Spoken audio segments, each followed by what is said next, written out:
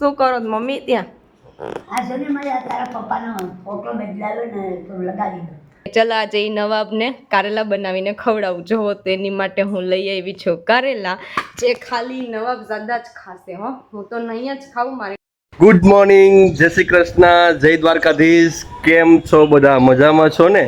તો ભાઈ જો સવારના વાગી ગયા છે 10:30 અને ભાઈ ઓલમોસ્ટ હું રેડી થઈ ગયો છું. કારણ કે આજે તો ભાઈ ફાઇનલ જોબ ઉપર જવું છે, એટલે જવું છો. કારણ કે યાર સખત 3 દિવસથી જોબ ઉપર જતો નથી. હવે મારા સાહેબે મને કાઢી મૂકશે, કારણ કે વારંવાર લીવ લઈશ તો ચલો ફ્રેન્ડ્સ, આપણે તો રેડી થઈ ગયા છે. હવે નાસ્તો બાકી છે, નાસ્તો કરી અને જોબ ઉપર જવું છે. પણ જો મેડમ અત્યારે શું કહેવાય, ન્યૂ પરી એના પાછળ પિંક પરી એવું બધું વર્તન કરે છે. હેલો ફ્રેન્ડ્સ, ગુડ મોર્નિંગ, જય દ્વારકાધીશ. આઈ હોપ કે તમે બધા મજામાં જ હશો. શું કહેવાય, આજે બહુ દિવસ પછી બહારનો એન્વાયરમેન્ટની મજા લઈએ જ, કેમ કે છેલ્લા 3-4 દિવસથી તો ઘરમાં જ પૂરાયેલા હતા, રૂમમાં. જે એમ થઈ ગયું કે જાણો દેડકાની જેમ રૂમ જ અમારી દુનિયા છે. તો આજે વરસાદ બંધ છે તો થોડી વાર બહારની એન્વાયરમેન્ટની મજા લઈએ અને શું કે આમ થોડાક રિલેક્સ થઈએ. તમે પણ કમેન્ટ કરીને કહેજો હો કે તમારે ત્યાં વરસાદ બંધ થયો કે નહીં.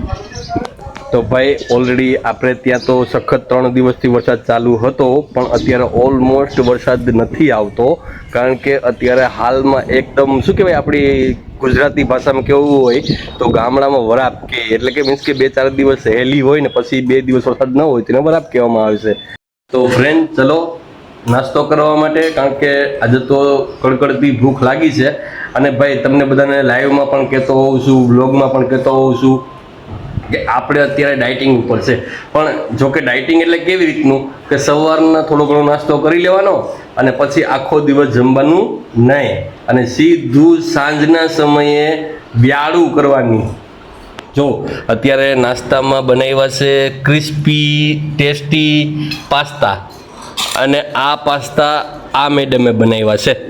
ચલો ફ્રેન્ડ્સ, મસ્ત ગરમા ગરમ ચટપટા લીંબુ નાખેલા પાસ્તા ખાવા હોય તો આવી જાઓ. પછી એમ ના કહેતા કે અમને બોલાવ્યા નહીં હો ખાવા માટે. તો આ પાસ્તા મેડમ બનાવવામાં કેટલી વાર લાગી હતી? 10 મિનિટ. એવું છે? મને એમ શંકા થઈ કે મેગી જેમ 2 મિનિટમાં નથી બની ગયા ને? હા, એમ તો મેગી ફટાફટ ચડી જાય, મીન્સ શું કહેવાય, બફાઈ જાય. આને બફાતા વાર લાગે પાસ્તા. એવું છે? તો ભાઈ ચલો અમે લોકો પાસ્તા ખાઈએ છીએ. તમારા લોકોને ખાવા હોય તો કોમેન્ટ કરી દેજો. આપણે વોટ્સએપ અને ઇન્સ્ટાગ્રામ બે કરી આપીશું. અને પાછા વિડીયોમાં કન્ટિન્યુ રહેજો.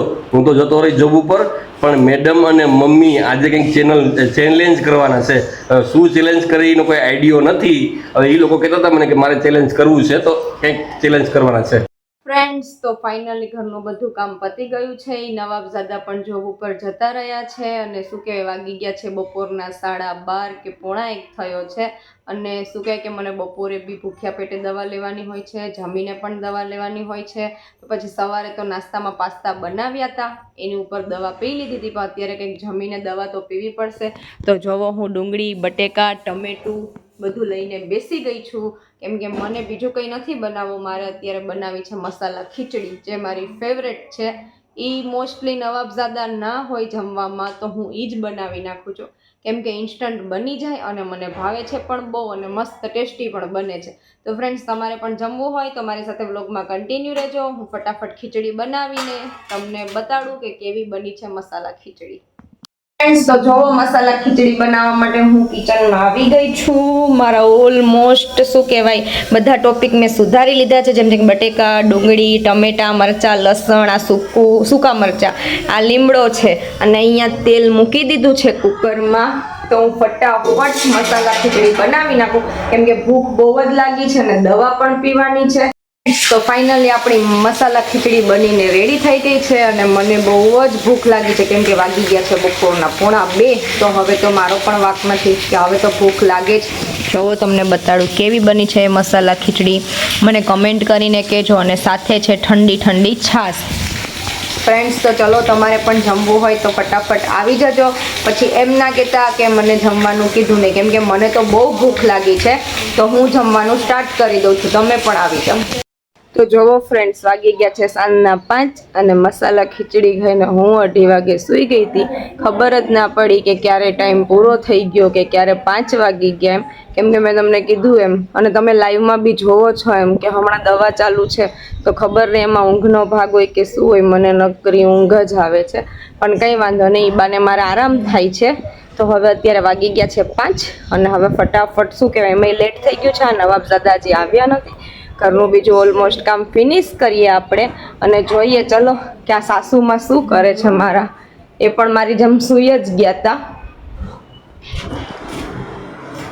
તો જો મારા સાસુમાં છે ને એ અત્યારે ફોટો લગાડે છે મારા સસરાનો. શું કરો છો મમ્મી ત્યાં? આ છે ને મારા તારા પપ્પાનો ફોટો બદલાવ્યો ને તો લગાવી દો.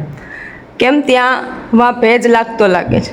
હા, અહીંયા વરસાદના ફોટો બગડી જાય. તો ખીલી લગાડી દીધી કે મારવા લાગુ ખીલી? ના, હવે હું મારી ગઈ હવે. તો લગાવી દીધી. ફ્રેન્ડ્સ, જો તમે મારા સાસુમાં મારા સસરાનો ફોટો લગાડે છે કેમ કે જ્યાં દિવાલ ઉપર હતો ત્યાં ભેજ લાગતો હતો. તો શું કહેવાય કે પાછળ લાકડાની ફ્રેમ હોય એટલે ફોટો બગડી જાય, એટલે એમને સરખી જગ્યાએ લગાડી દે. તો સાંજનો સમય થઈ ગયો અને હું ગઈ હતી શાક માર્કેટે શાકભાજી લેવા માટે. કેમ કે શું કહેવાય કે પછી વરસાદ આવી જાય તો શાકભાજી કેમ લેવા જાવ, એટલે મને એમ થયું કે ચલો ફટાફટ પહેલાં શાકભાજી લઈ આવું, પછી બીજું બધું કામ પતાવ્યું. અને હા, એ નવાબઝાદા કેટલા દિવસથી મારી પાછળ પડ્યા હતા. અને ફ્રેન્ડ્સ, તમને ખબર છે કે કાલે લાઈવમાં પણ શું કહેવાય કે કારેલા જ હતા. તો પછી આજે મને કારેલા દેખાઈ ગયા તો મને એમ થયું કે ચલ આજે એ નવાબને કારેલા બનાવીને ખવડાવું. જોવો તેની માટે હું લઈ આવી છું કારેલા, જે ખાલી નવાબઝાદા જ ખાશે. હું તો નહીં જ ખાવું, મારી માટે તો હું કોઈ બીજું શાક કરી નાખીશ. પણ હવે એને કારેલા ખાવાનું મન થયું છે તો એમને આજે શું કહેવાય કે ભરેલા કારેલા બનાવી દો. તો ફ્રેન્ડ્સ, હવે આપણે મળીએ આપણા નેક્સ્ટ વ્લોગમાં.